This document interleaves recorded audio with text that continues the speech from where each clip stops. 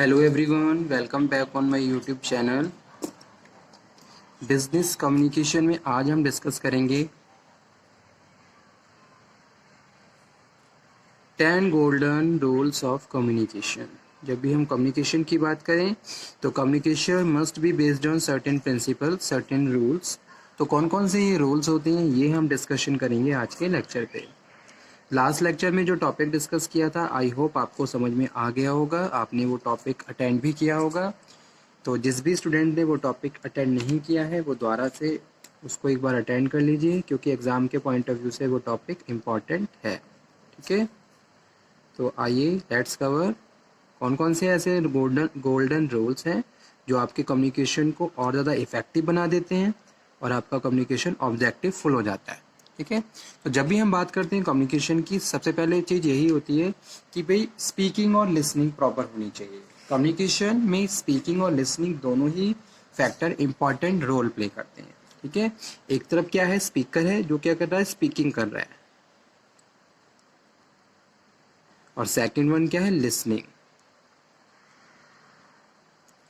Speaking and listening is very important terms of the communication, because if there is a proper speaking and there proper listening, entire communication will be meaningful. Okay, और जो भी आपका objective है आप बहुत easily achieve कर सकते हो।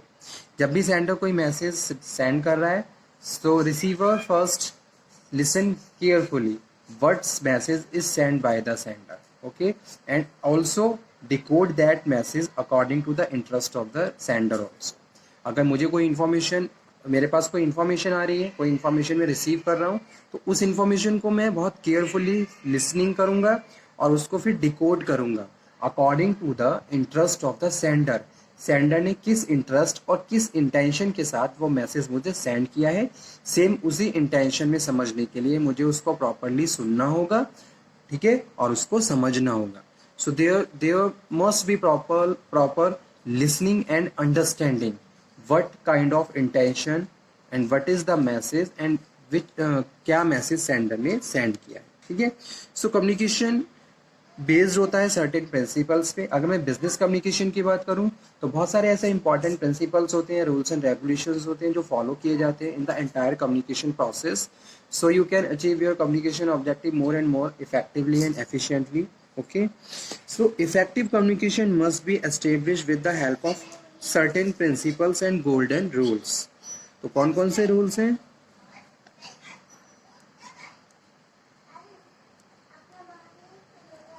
Effective communication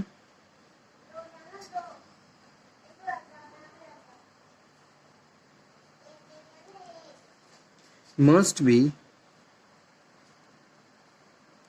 established with help of 10 golden rules.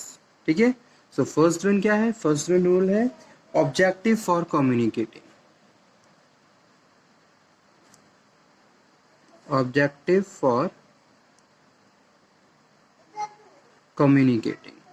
Okay, so first principle and first rule is objective of for communicating. Whenever you sending any information, first of all you have to clear your objective. आपको अपना objective clear करना होगा कि भाई क्यों आप इसको, इस मैसेज को क्यों डिलीवर कर रहे हो। अगर आप किसी भी एक पर्सन से बातचीत कर रहे हो, कम्युनिकेशन कर रहे हो, तो उसके पीछे आपका पर्पस क्या है, आपका ऑब्जेक्टिव क्या है, that objective you must be clear. Okay, so according to that you can change, precise, convert the message into meaningful sentence and send to the receiver. Okay, तब जाके आप क्या करोगे, उसी हिसाब से मैसेज को चेंज करते हो, मैसेज को एक तरीके से डिज़ाइन करते हो और उसको फिर सेंड करते हो रिसीवर को। ठीक है, तो सबसे पहला गोल्डन रूल यही है कि भाई आपको अपना ऑब्जेक्टिव क्लियर होना चाहिए। जैसे आप कहीं पे भी कोई लेक्चर डिलीवर कर रहे हो, कोई प्रेजेंटेशन दे रहे हो, अगर मैं बिजनेस की बात करूं, आप किसी प्रोजेक्ट पे काम कर रहे हो, ठीक है, तो जो भी प्रोजेक्ट है उसके रिगार्डिंग आप प्रेजेंटेशन दे रहे हो, तो आपको पता है कि भाई आपका प्रोजेक्ट है और आपको अपना कम्युनिकेशन का ऑब्जेक्टिव भी वहाँ पे क्लियर है कि भाई जितने भी क्लाइंट्स हैं उनके साथ जो भी आपका कम्युनिकेशन है उसके पीछे पर्पस क्या है, that purpose must be clear. तो इसी तरीके से मैं किसी भी एक कॉमन कम्युनिकेशन की बात कर रहा हूँ, कोई भी है, कोई भी बंदा है, कोई भी पर्सन है, जब भी वो कम्युनिकेशन कर रहा है ऑब्जेक्टिव क्लियर होना चाहिए। उसी के हिसाब से फिर आप क्या करते हो, अपनी माइंड्स इंटेंशंस या फिर जो भी आप वर्ड्स यूज़ कर रहे हो, जो भी चीज़ें आप अपने एंटायर कम्युनिकेशन प्रोसेस में यूज़ कर रहे हो वो एक्यूरेटली कर सकते हो, ठीक है। और वो वहाँ पे एक वैल्यू भी क्रिएट करती हैं। सेकेंड है clarity of language, clarity of language. तो सेकंड जो प्रिंसिपल है वो है क्लैरिटी ऑफ लैंग्वेज। लैंग्वेज में क्लैरिटी होनी चाहिए, ठीक है। आप जिस भी लैंग्वेज को सिलेक्ट कर रहे हो that language must be known by you as well as your target audience also, ठीक है। यानी कि रिसीवर, जिस भी लैंग्वेज को आप यूज़ कर रहे हो वहाँ आपको यह इंश्योर करके चलना है कि भाई जो रिसीवर है उसको वो लैंग्वेज समझ में आती है या नहीं आती है। You have to select appropriate language according to the interest of the receivers. Receiver के हिसाब से आपको लैंग्वेज को सिलेक्ट करना है। रिसीवर किस में कंफर्ट है, रिसीवर किस लैंग्वेज में अपना इंटरेस्ट दिखा रहा है, ठीक है। तो वही चीज़, और लैंग्वेज मस्ट बी क्लियर होनी चाहिए, ठीक है। उसके बाद नेक्स्ट है क्वांटिटी ऑफ सब्जेक्ट मैटर। तो इसके लिए हम क्या करते हैं, मैसेज को कंसाइज कर लेते हैं। कोई भी इंफॉर्मेशन अगर आप कंसाइज तरीके से सेंड कर रहे हो तो उसका एक ग्रेटर इम्पैक्ट होता है रिसीवर्स के माइंड पे। अगर आप वही मैसेज किसी स्टोरी की तरह एक लेंथी कम्युनिकेशन प्रोसेस में डिलीवर कर रहे हो तो रिसीवर कभी भी उसको समझ नहीं पाएगा कि आपने क्या मैसेज किस इंटेंशन से सेंड किया है, ठीक है। तो इसके लिए मैसेज का आपको ऑब्जेक्टिव क्लियर होना चाहिए और मैसेज को आपको क्या करना है, उसका जो क्वांटिटी सब्जेक्ट मैटर है उसको भी आपको डिसाइड करना है कि भाई क्या कितना मैसेज आपको रिसीवर तक भेजना है, ठीक है। उसकी कितनी क्वांटिटी होनी चाहिए। नेक्स्ट है adequate medium. Proper medium and channel you have to select according to the communication objective and the target audience. Adequate medium, ठीक है। तो जो भी आप मेथड यूज करोगे method must be selected according to the environment, according to the purpose of communication and according to the interest of the receivers also, ताकि आपका communication और ज़्यादा इफेक्टिव बन सके और प्रॉपर चैनल के थ्रू आप मैसेज को ट्रांसमिट कर सको, ठीक है। उसके बाद नेक्स्ट है positive atmosphere. Whenever you communicate with other person you have first of all you have to make and a positive environment. आपको पॉजिटिव एनवायरनमेंट वहाँ पे क्रिएट करना है।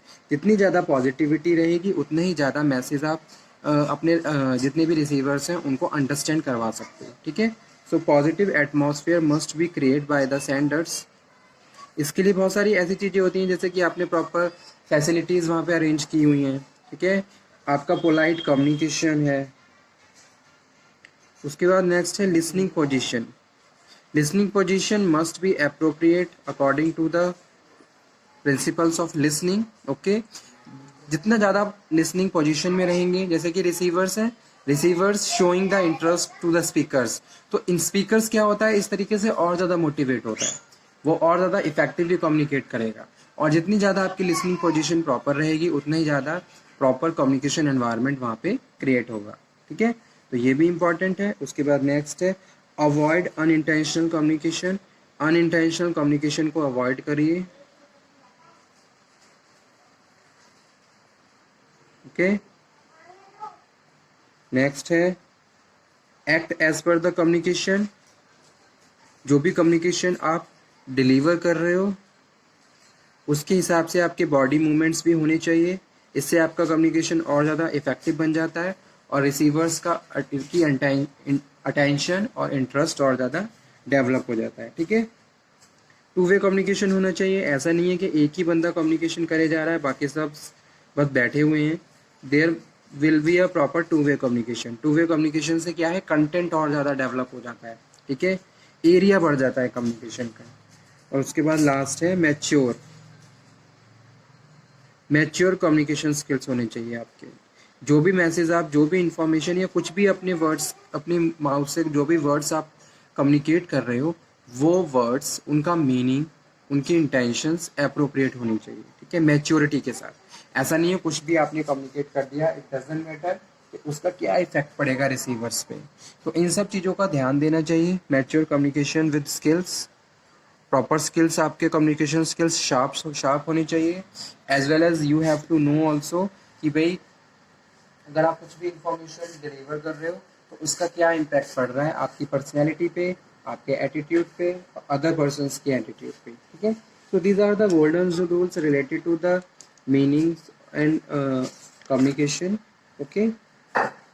Objective for communicating: clarity of language, quantity of subject matter, adequate medium, positive atmosphere, listening,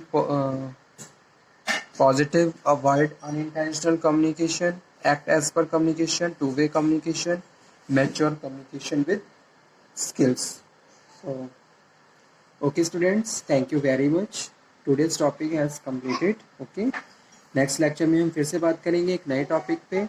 So once again I am saying, if you have any problem, any doubt in the any subject or any topic of business communication, then you can again discuss. Start your revision from first unit to the last, and जो भी topics आपके problems हैं आप उनको note down कर लीजिए और उनको communicate करिए, ठीक है। दोबारा से discussion करेंगे। तो इस तरीके से हमारा ये टॉपिक फिनिश हुआ।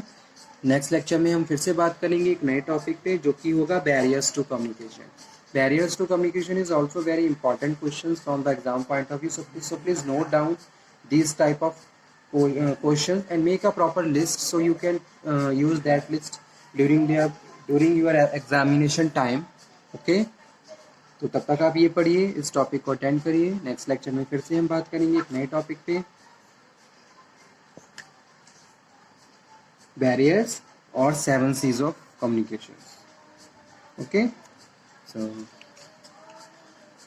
इस तरीके से हमारी ये यूनिट खत्म हो जाएगी, meaning and objective of communication, और फिर हम आ जाएंगे हमारी नेक्स्ट यूनिट पे जो कि है कम्युनिकेशन के टाइप्स या फिर classifications, okay. So okay student, thank you very much. हमेशा मोटिवेट रहिए, always be motivated, be healthy. Thank you.